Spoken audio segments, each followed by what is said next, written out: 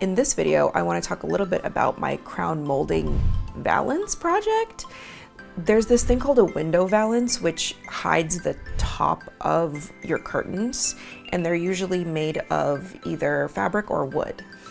Well, I decided to make a window valance, but around all four corners of my living room, because number one, I have these curtains on tracks, and seeing the actual top of the track is not very 1950s. And number two, I want to see the beautiful effect from the strip lights on the curtains.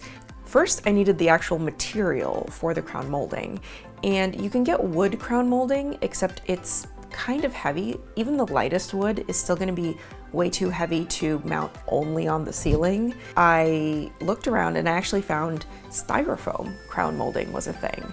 The great thing about it is that it is pre-mitered, meaning that the edges were already at 45-degree cuts, which is perfect because when you're putting in the corners, you want to miter those corners. The first thing I decided to do was cut 4 of those in half, so I would have 8 halves, so I could put together the corners first.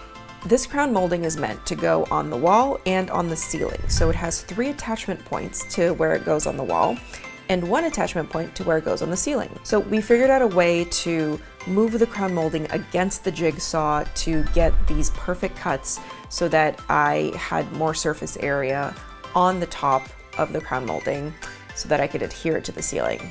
It's a lot easier to paint crown molding on the ground than to paint it on the ceiling. So before mounting each piece, I actually went ahead and painted it. After painting the fronts, I realized, oh, this is floating on the ceiling. People are gonna see the back of it too. So I had to paint the back as well. Because it's styrofoam, there were a lot of styrofoam floaties around, so before painting it, every single time, I would take a rag and I would just make sure that there were no little styrofoam pieces floating around. So I took out my C-stands, handy dandy, because I'm a filmmaker, I have C-stands, and I put the arms of the C-stands up to hold the first piece of molding. Well, they actually created dents in the molding. So for the second piece, I decided to put tennis balls on the end of the stands and hold it up that way. It was just taking way too long. So even though it was tedious, little by little, I nailed each piece in. And of course, where the joints meet, I added extra caulk and I tried to smooth it out as much as I could. After I glued all of the corners and reinforced it with nails, it was time to figure out how to do the middles. And instead of measuring, I actually just held up other pieces of the styrofoam and I marked where to cut with a pencil.